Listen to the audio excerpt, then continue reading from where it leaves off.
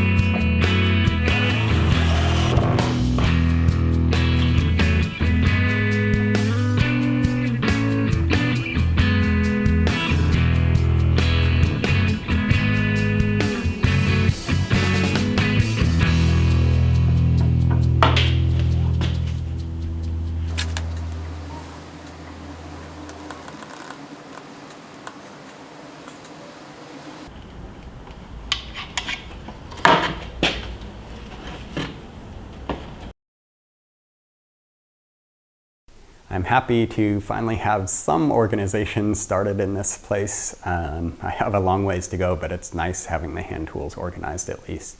It was a really simple project, but it was really fun for me to get back to doing woodworking, so it's been 3 or 4 months since I last did any.